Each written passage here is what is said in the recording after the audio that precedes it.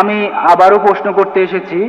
কিছু লোক, ধর্মীয় কিছু লোক ঈশ্বরকে একটা নাম দিয়ে ডাকে।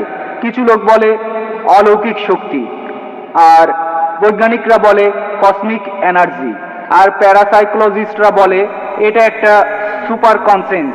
তাহলে এই প্যারাসাইকোলজি দিয়েই প্রমাণ করা যায় যে একজন ঈশ্বর আছেন। ভাই আপনার প্রশ্নটা কি,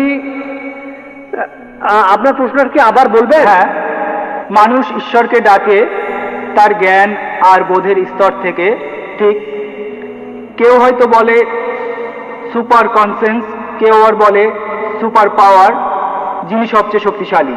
আর বিজ্ঞানীরা এটাকে বলে কসমিক এনার্জি, যেটা যে এনার্জিটা সৃষ্টির আগে থেকেই ছিল, এটাই বিশ্বব্রহ্মাণ্ড তৈরি করে। এই কথাগুলো বিজ্ঞানীরাই বলেছেন।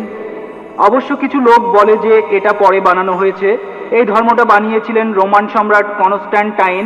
সেটা ছিল 325 সালে নাইসিয়া কনফারেন্সে, সেখানে এটা বানানো হয়েছিল। আর সেখানে বলা হয়েছিল ঈশ্বর সপ্তম দিন বিশ্রাম নিলেন। আমি সেই ধর্মের নামটা বলতে চাচ্ছি না।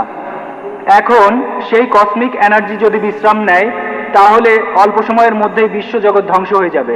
আর আমার প্রশ্ন হলো, এই কসমিক এনার্জি সৃষ্টির আগে কি অবস্থায় ছিল, আর মানুষ জাতি ধ্বংস হয়ে গেলে তখন এই কসমিক এনার্জি কি করবে? ভাই, তখন এই পৃথিবীর কি অবস্থা হবে? ধন্যবাদ। ভাই আপনি প্রশ্ন করলেন, কিছু লোক বলে সুপার কনসেন্স, কেউ বলে সুপার পাওয়ার, কিছু লোক বলে কসমিক এনার্জি। ভাই আপনি যে নামে ডাকেন সঠিক নাম হতে হবে, ভুল নাম হলে আমরা এটা মানবো না। কিছু লোক সঠিক নামে ডাকে সুপার পাওয়ার, সমস্যা নেই, সুপার বিং, সমস্যা নেই। কিছু সঠিক নাম হতে পারে, কিছু ভুল নামও হতে পারে। একটা নাম আপনি বললেন যে বিজ্ঞানীরা বলেন কসমিক এনার্জি, আরেকটা ধর্ম বলে যে ঈশ্বর সপ্তম দিনে বিশ্রাম নিলেন। আপনি এখানে বাইবেলের কথা বলছেন, বুক অব জেনেসিস 2য় অধ্যায়ের 2য় অনুচ্ছেদ, সৃষ্টিকর্তা বিশ্রাম নিলেন সপ্তম দিনে। যদি কসমিক এনার্জি বিশ্রাম নেয়, সব ধ্বংস হয়ে যাবে, আমি একমত। তাহলে এই ধর্মগ্রন্থ আমরা মানি না। আর ঈশ্বরকে কসমিক এনার্জি বলে ডাকাটাও আমরা মানি না। ঈশ্বর এই বিশ্বজগতের সব এনার্জির সৃষ্টিকর্তা, তিনি কসমিক এনার্জি নন, তার চেয়েও অনেক বড়। তিনি সবকিছু সৃষ্টি করেছেন আর সবকিছু তার উপর নির্ভরশীল।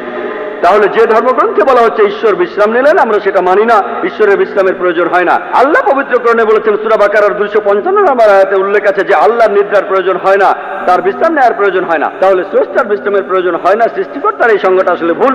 সঠিক সংজ্ঞাটা যদি আপনারা কোরআন পড়েন, আল্লাহর বিশ্রামের প্রয়োজন নেই।